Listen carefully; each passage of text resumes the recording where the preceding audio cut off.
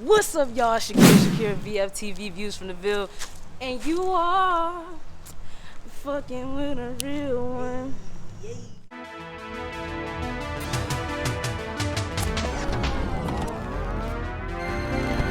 Welcome to the Ville. We're living pretty cheap.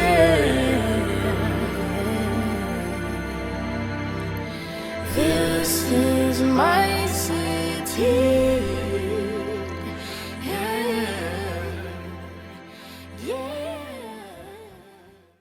Alright, y'all, I got the beautiful, lovely Miss Ianna René right here. Hello. Fashionable in her Cornball merchandise. What y'all call that right there? Kids that still dream. Kids that still Shout dream. the brand. She just dropped her Naked Truth album like not too long ago. That shit sounded so fire. She got that music where it's just like you close your eyes and you make them faces. And then when she get with Cornball, it's just even more fire.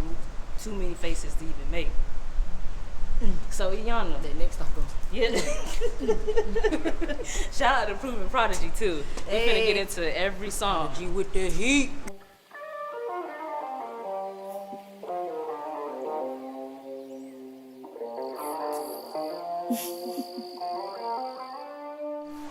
Where in the world did you get a voice like this from? From my daddy. From your daddy. My mama, actually, really, I can't even say that. From my whole family.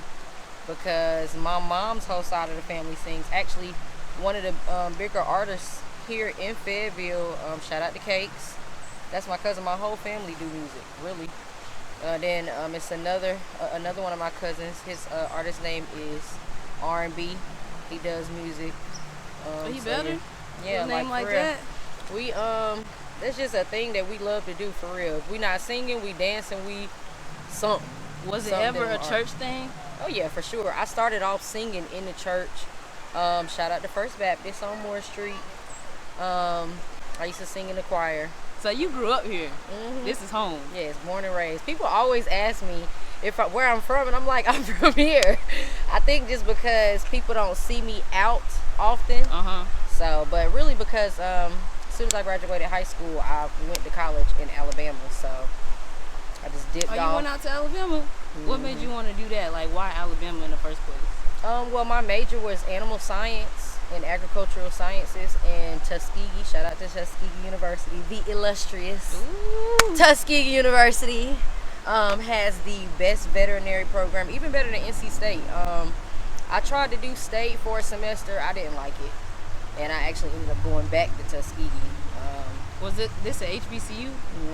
Okay, Yep. okay. Yep. That school was founded by Booker T. Washington. It's very historic. Tuskegee Airmen, the the syphilis experiment. So yeah, it's a lot of history out there for sure. Did you take anything from going to college? Hell yes. I honestly am so glad. First of all, I'm glad I did go to college just in general. Even if you don't get your degree, it's not even a long, strenuous process. Just going to college for the experience, it really just grows you. It helps you, for one, learn about networking. It helps you, just get to see other people from other parts of the nation and other parts of the world. But I also love the fact that I went to a HBCU because I learned a lot, honestly, about myself, about our people going to a HBCU. You know what I mean? Things that I was not particularly privy to, especially in regards to Black history. You know what I mean? I learned a lot of that, and that instills a sense of pride in you. You know what I mean? So yeah. Toxic babe.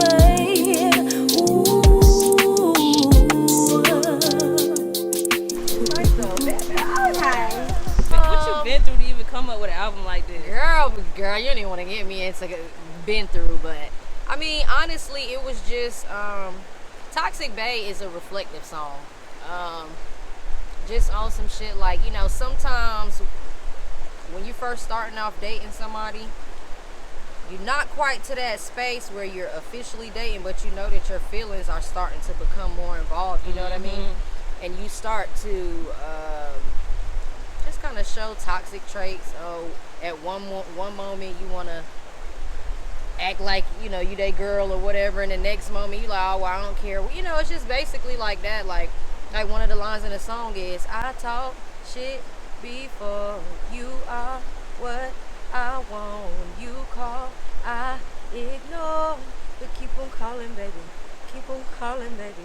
Because it's like, I know I was talking shit, and right now I'm going to ignore your calls, but I really want you to keep fucking calling me. So, you know what I'm saying? So it's just like, it was a very just honest song, you know what I mean? Yeah, that's like, real life. The fucking song started off saying, my last nigga don't smile when I call him no more. You know what I mean? So it's just kind of just like I said, a reflective song. It's not often that us women, you know, admit those type of things. You know what I mean? So, and I know a lot of people like that song because they can feel that shit even if they don't necessarily admit it. You know what I mean? They don't want to, but every word hit.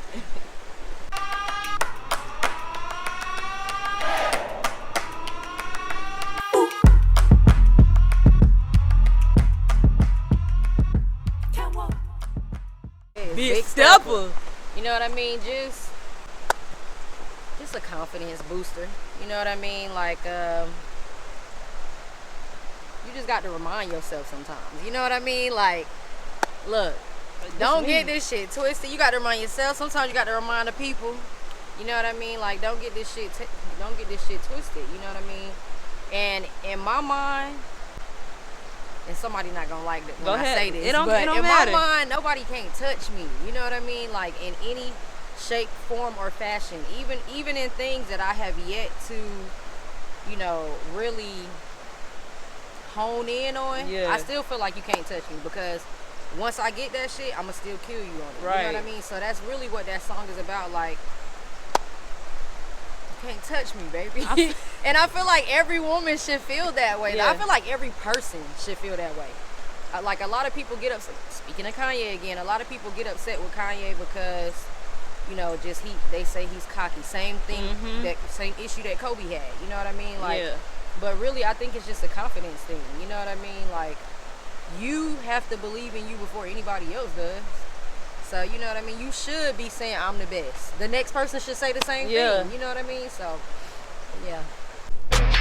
Hands on my body in the middle of the party. Please don't get me started. Please don't get me started. Hands on my body in the middle of the party. Please don't get me started. Please don't get me started. I have so many ideas sometimes that it fucking stuns me. Like, I'm so glad that I have the people around me to just help draw those things up out of me because I have so many ideas. And it runs all over the place. For one, I definitely want to do more creative music videos. I want to bring back like the fun videos like Busta Rhymes or what's his name? Ludacris. One. Here comes the 3 to the 4. What's his name? K-Styles or something? What was his name? Jaquan? What was his name? Something like that. But anyway, his video was fun, like house party type shit. You know, just good vibes. Don't get me wrong. Like, it's nothing wrong with having like you know, the sexy videos, because I'm definitely doing some sexy videos. Of course. And you know, the fly videos with the fly cars, but I just want to bring back just fun, and I want to start putting people of the city in my videos. You know what I'm saying? That's another thing that I liked about hip-hop and R&B back then. Like, everybody supported each other. There's not one Atlanta artist for sure. There's not one Atlanta artist that from that era that has a music video that you didn't see another Atlanta artist. Or, you know, they always support each other. So I just want to start doing more creative and big things again. Fun things. You know what I mean? Nowadays, it's either sex or the guns in the videos or something like that. You don't, like you just said, you don't see the creative things. And what I like about you, you're bringing fashion back to the mix too. So you're incorporating these outfits. Shout out to kids that's still dreaming too, like that brand. Shout out to Cornball. Yeah, Cornball. Because he's definitely the fashionista for sure. And then even with the fashion, you still have quality to everything too. Like, everything is top tier from jump since you popped out. Thank you, I appreciate it. Yeah, that is no problem for real. So going into our next song, A Hoedown. That I'm right? A hoedown. Cause when a hoedown, my hoes down for a hoedown. Okay, for a hoedown. So man, this one, that song is, you know, just the song that every woman needs. Maybe you went through a bad breakup, or you went through a bad argument, or you just in a new space in your life, and you just need that night. You done had a crazy ass long week, and now it's the weekend. You done hit your girls up. Yeah. Look, let's hit this store, get us some tequila, because that's what we drink. Me and my people drink. Well, my best friend and my sister drink Patron, but I'm more of a Casamigos girl. But either way, But nobody does the brown. no, Okay. not no more, honey. Well, I wouldn't say that because we do. Let me not say that because we can drink anything. You know what I'm saying? But of choice, we gonna, when it's our choice, we gonna drink a little Patron, a little Casamigos. So get my girls, get out, let's look good, because sometimes you having a rough day, looking good to make you feel better. Yeah. Just going out, having a good time, and showing out with your ladies. Yeah, that's all it's about. But yeah, that hold down part came from just like I said, a bad breakup, and people will try to. Let me take a pause, because my entire album is about speaking on the things that a lot of times we as women are shunned for. You know what I mean? Having sex, feeling sexy, or breaking up with somebody and going and having sex with somebody because you want to. You know what I mean? Like, the thing is, women have that right to do that. You're single, you want to go out, you want to have a good time. Okay, do your thing. You know what I mean? So that's really what a hold down was about. Like, going through a breakup. All right, you know what? My girl's gonna take me out. And 9 times out of 10, your girl gonna try to hook you up with somebody anyway, because they know you going through it. But that's really just what that song is about. Enjoying yourself. Like, Where did this album take place? Like, were you in the same studio? no, I recorded every song damn near in a different studio, damn near. But my main studios were Prodigy with the Heat. His studio, that's my main producer, my main studio, like my main man. Like, he's good, like, yes, good quality. If y'all need a good quality mastering, mixing engineer, that's the guy. If you need good quality beats, that's the guy. If you need somebody that'll even help you with the direction of a song, he will definitely get it done, But most of the songs took place there. My other main studio was actually a family friend, basically. Well, he really ball cousin, but that's the homie for me. Like, he good people's. This guy named Gutta. He had a studio in his spot. Like, really, I was just getting them wherever I could get them in. You know what I mean? If it's somebody's studio in they living room, in the garage, whatever. You know what I mean? So a lot of people say, like, the quality of the album was good, but a lot of people don't know. A lot of those songs was recorded in a garage, in a room. Really? But that's very hard to that's believe. why I say shout out to Oates, because with the help of me just being a good artist, and him and his mixing and his mastering, he made them sound still professional, like they were in a professional studio. You know what I mean? So that's why it's important to have good people around you. You know what I mean? Because we didn't have to be in some $1,000 an hour studio to get a good quality album. You know what I mean? So Outkast was putting music out from their basement. Exactly. So it all starts somewhere. You gotta have use the resources that are in front of you, and you gotta have that ear. You know what I mean? Like, to know, like, something's off about this. right? And Oates know. Prodigy, he knows for sure. I tell his ass, like, no. He'd be like, no, Ianna, it sound good. Oates, I don't like this. We will go back and forth in the studio for like 30 minutes. Me, him, and Ball, like, going. And then either finally I'll say, okay, it's not that bad. Or finally he'll say, okay, I see what you're saying. Let me tweak this a little bit, But yeah, man, like, we gonna get it done no matter. Long distance love. So tell me what you gonna do.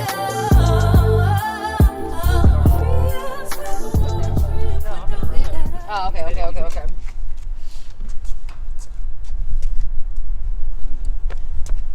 All right, y'all. Whew. I came all the way from down there. We then went all the way from Toxic Bay to Big Stepper and Hold Down. And now look at More. Now look at us. We on Love's Interlude. Tell us about this one. More? Yeah, we did more just now. We did. Come on, keep up now. Right. Okay, but yeah, Love's Interlude. That song was actually inspired by Rihanna's song "A Million Miles Away," and it's just basically talking about, you're there physically with your partner, your lover, whatever you want to call them, But y'all not just on the best communication at the time. You know what I mean? So you feel like you so far away from each other. So it's like a long distance love. That's basically what the song is about. Just that heartbreak of you're not done with each other, but y'all just not in the best space. You know what I mean? So, but you still love this person. I love you. So after Love's Interlude, then we got what? Hidden alerts. Hidden Alerts. Hidden alerts. This album, what does this album scream for you? It screams love and life, really. I mean, a lot of the songs in the album are about love, but some of the songs were actually about just points in my life. A lot of people think Hidden Alerts was actually about a partner, but the initial inspiration for that song was an old best friend of mine. Best friends got hell stories. Yeah, you know what I mean? Yeah. Just always, I've felt like for really all of my friends, I've always been the friend that you can call and stuff. But for this particular friend, like, she dropped me in a very sensitive point in my life. You know what I mean? She stopped being a good friend for me in a very sensitive point in my life. And I felt, that made me feel some type of way because I'd always been there for her. You know what I mean? So it sounds like a love song. All these years I put in, I have nothing to show for it. But in reality, your friendships are just like your relationships. You know what I mean? Me and her were friends for almost 20 years. So it kind of just hurt. And then you tell your friend more than you tell your, relationship partner. They know the uglies. They know the side of you when your hair messed up. Everything. Your snotty nose, little stanky booty. Like, that your friends see the ugly side of you that people don't see. And, that to be honest with you, people don't show often in their actual intimate relationships. Exactly. You know what I mean? So that hurts even more to lose somebody like that. You know what I mean? So, I mean, that's how it started off. But then we got the fire Nani Laila. She got on the track, and her verse was more about, her past relationships and stuff. But really, the entire song is just about a relationship with someone, whether it be it a friendship or an intimate relationship that you put so much time into, and it's like, what the fuck? You look up and you have nothing to show for that shit. You know what I mean? So it's just kind of one of those type of things. But that's actually one of my favorite songs on the album. The build in that song is fucking ridiculous. Actually, how it started off was going to be way shorter. But I did my verse, and then I sent the track to Nani. I was like, just throw me a little couple of bars on there, right? You knew Nani had to be out. Girl, let me tell you something. When she sent me that song back the next morning. Oh, she said the next morning. Girl, I woke up to the song. I was like, oh my God. I'm like, oh, hell no. I said, oh, throw a goddamn bridge on that bitch, because I'm finna come back in on this motherfucker. Like, what? Like, she killed it. Like, her fucking wordplay, her just everything about the way she rapped is, to me, is fucking, it's needed right now for sure. But when she came back with that verse, I was like, what? Oats, I need this. Okay, I need you to throw some strings in this part right here, and then man, I love that fucking Y'all song. put everything into that. I love that fucking song, man. Like, yes, that song goes hard for sure. Bad Nani steppin', put me first and don't regret it. Stay long and then I should you couldn't get it right. We on my favorite. Tell them what's next. Self-care day. This is a lot of people's favorite, actually. Self-care day. Tell them what they don't know. So this song is actually about masturbation, guys. Women masturbating. This is what this is about. It is synonymous to masturbation. I mean, of course, it's talking about, treating yourself, taking care of yourself. But if you really listen to the lyrics, it's really about masturbation. And it's awesome. And it's my next visual. So be on the lookout for sure. Definitely be on the lookout for that. My writing process is like throughout the day or whatever. I'll just like think of stuff in my head or feelings that I think about, and I'll just put them in my notes. Yeah, or write them down somewhere, and then I'll find a beat, and whatever emotion comes from that beat that is given to me, then I'll decide what words that I want to start putting to it. A lot of times it'll be like a poem from here, a poem from here, or a little piece from here, and I'll just piece stuff together. Self-care day was like very easy though. That I think I came up with in the studio. It was just good vibes, and fucking beat is awesome. And so yeah. All the production for this album was awesome. So you said Proven Prodigy like came up with the whole album, or no? It was Proven Prodigy, and you said Gutta. No, that was just his studio. Who was who produced Self Care Day? Who produced that one? That sure is Rico. Oh, okay, hold on.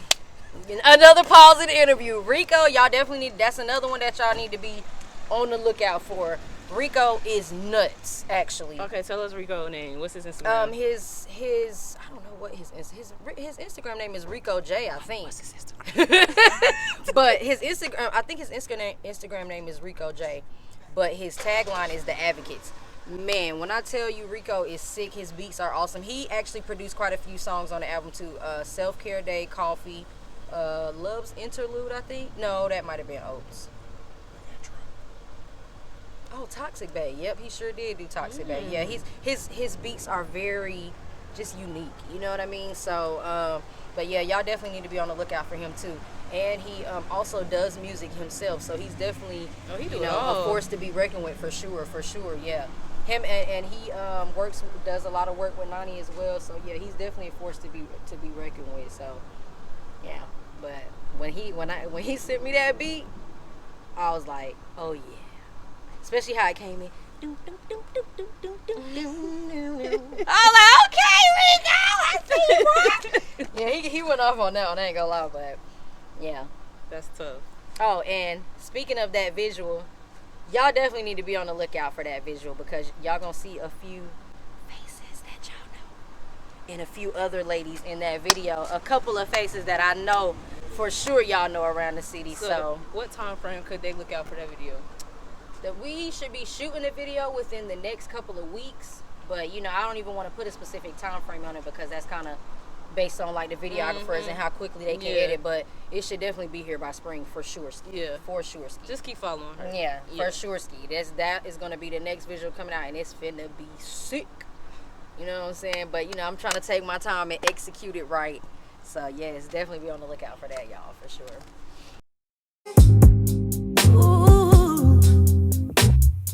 I'm gonna turn my music up and move my body, baby.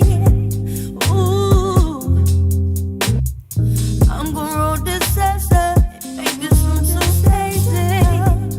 Ooh. Unveiling. She got the visual to this one. This is the song, like the title. Shoot, ain't nothing much to say. Yep. So tell us about this one. This song was actually written by Nani Laila, the artist that is on Hidden Alerts. This song is written by her, and then I just kind of wrote like the second verse, but she just came to me with an idea, and she's like, listen, man, I'm trying to just get her writing credits up because she's already mastered certain other sides of the industry, so she's trying to tap into other sides, So she just approached me like, yeah, I got a song I want you to sing. And as soon as she sent it to me, I'm like, yep, thank you. I will definitely take that. Thank you. So, yes, song is beautiful. It speaks a lot about, it uses the word free a lot, you know what I mean? Link me when you're free. This was also my first album, my first project, my first music video. So I wanted to treat it like an unveiling, you know what I mean? But the song is also very hypnotizing, you know what I mean? Like it kind of draws you in, and the second verse talks about, just kind of drawing somebody in. So I wanted it to be on some like otherworldly type shit, you know what I mean? Not just like, let me look sexy in a video. So I wanted pretty much everything in the video is synonymous to being set free.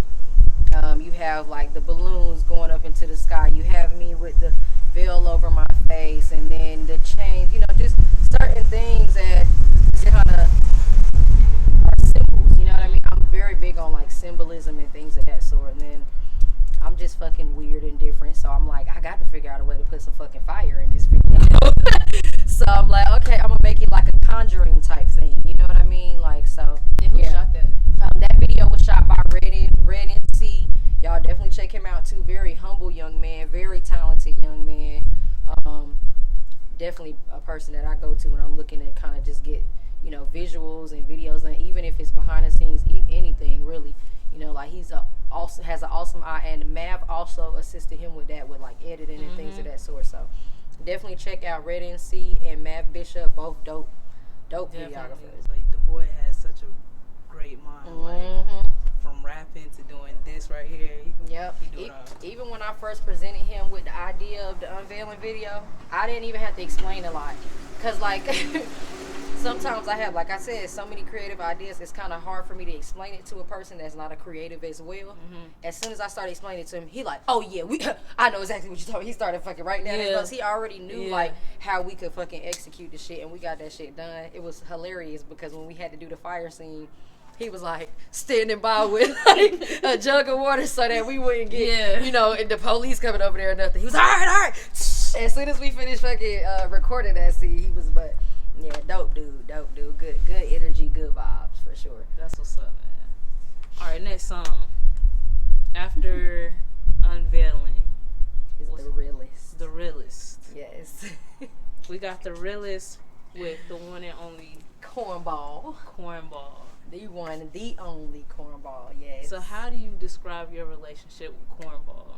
That's my best friend. Everybody wants to know so much. That's, first of all, I mean, definitely we're in a relationship. That is definitely my man. That's my king. I love him. But even outside of that, though, like, he truly is my best friend. Like, we can talk about different stuff. We can talk about our past. I ain't gonna lie, I get a little spicy sometimes, a little jealous, because he's such a good man. I'm like, hold on, bitches. But anyway, but you know, he's just good people. It's like, this is the first time I've been in a relationship where somebody can understand me having to be in the studio till 5 o'clock in the morning, or being in the studio with a whole bunch of men and understand that it has nothing to do with anything like that. You know, that's been an issue that I've had a lot in the past, with people just being insecure about me, you know, getting things done that I really wanted to get done artistically. And that's one of the things I love the most about our relationship, that, you know, he just gets it. You know what I mean? Or when I have an idea, he does what he needs to do to help me execute it, because he understands being a creative and being an artist. So yeah, I mean, he's the shit in all ways. From his music to his fashion to his painting, every talent that he has. But even outside of the things that people recognize him for publicly, he really is an upstanding man. You know what I mean? I love the way he treats other women around him. And I'm not talking about just women like me or his sister or his mama, because every man is good to their women. But he's respectful to all women, really, as long as you're not on no extra mess. You know what I mean? Like, so it's just a lot of things about him that's just refreshing. You know? That's beautiful. Yeah. So where did the collaboration come along for this song? Child. You know, with every I guess just, you know, just with every relationship as it grows, you go through your different things. And every relationship has the things that y'all are going through, but you also have things that y'all have both separately experienced in your past. You know what I mean? So that song for me was to let him know, like, listen, I'm the best motherfucker you gonna get, nigga. Like, let me tell you something.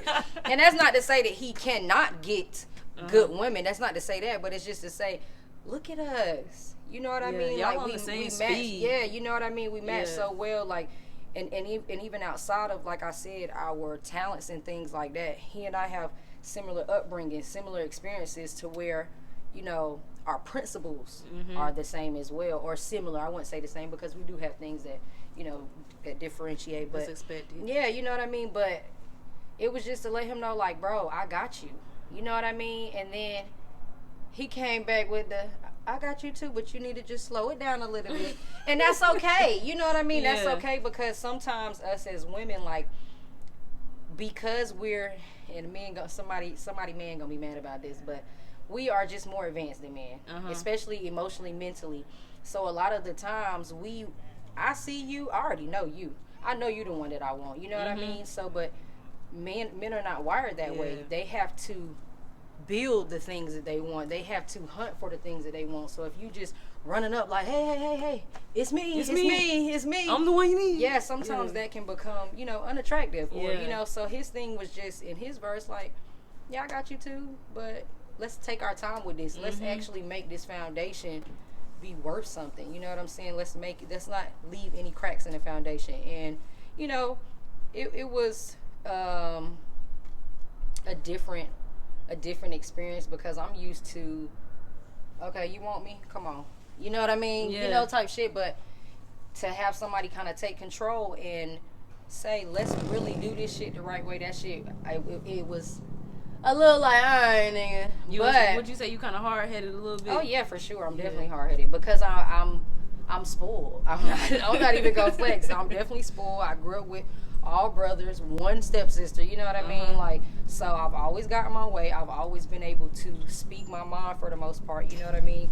And have my word be respected. So it's different to just, just come across somebody that's not gonna just give me everything that I want, you know what I mean? But more give me what I need. That's actually one of my favorite songs on the album is that one, Hidden Alerts and Coffee. But yes, yeah, good song. Great times.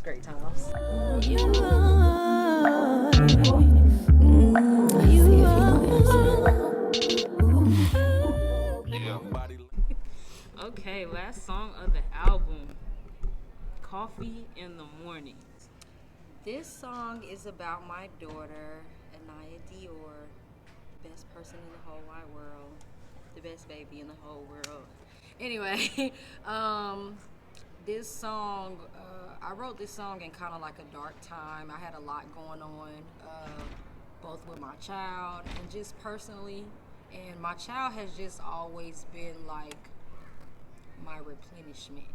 A long day at work, okay, I come home and I feel replenished. Stressful situation, I hug her and I feel replenished. So that song was like, I just need my coffee. I need my, how the coffee just wakes you up in the morning, gets you prepared, to face the world again. That's what she does for me. She just kind of knocks all that stuff up off me and gets me prepared to face the world again. Like, so that's pretty much what that song was, like, just to show her, just something kind of just to honor her and just to show her, like, how much she means to me. And hopefully when she gets older, she'll love the song. I mean, she loves it now, but... Yeah, this is your only daughter, by the way. My one and only child. One and only, yeah. Do you ever want any more?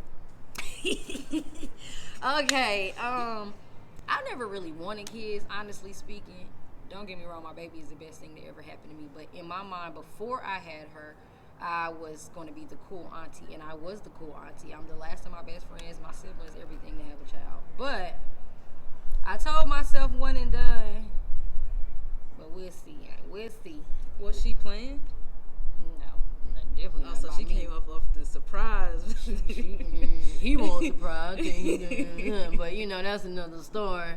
But anyway, like, I mean, I told myself one and done, but you meet good people, you meet a good man, and but I will say the only way I'm gonna have another child is if my good man has something on. You see that little empty finger right there?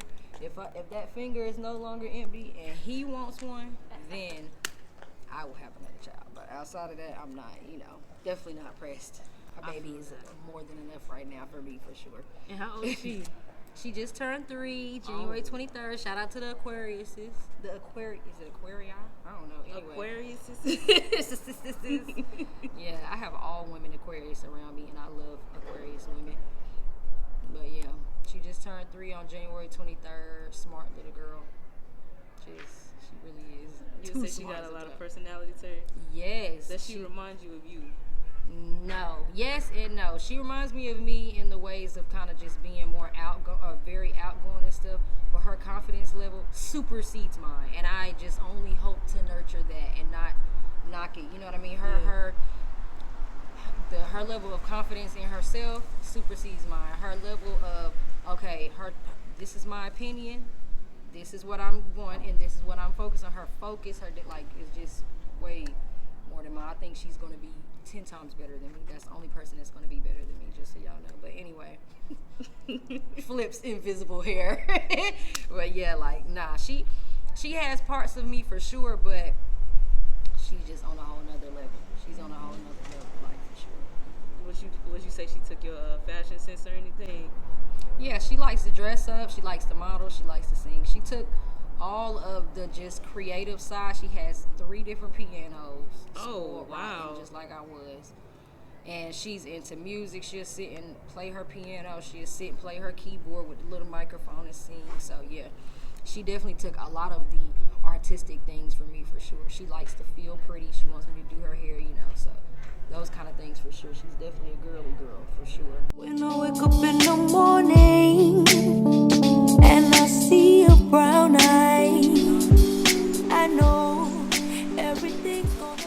Alright, y'all, it's your host, Views from the Ville, Shakira, you know who it is. That was just our interview with the beautiful Ianna René. Yes, girl! Make sure you check out and stream the album, The Naked Truth, on all platforms. Get your fat ass up and watch the episode, nigga. Period. Oh, and follow me. Look, I can't get out of here with the camera rolling. You're going to see straight coochie. There we go. This is my city.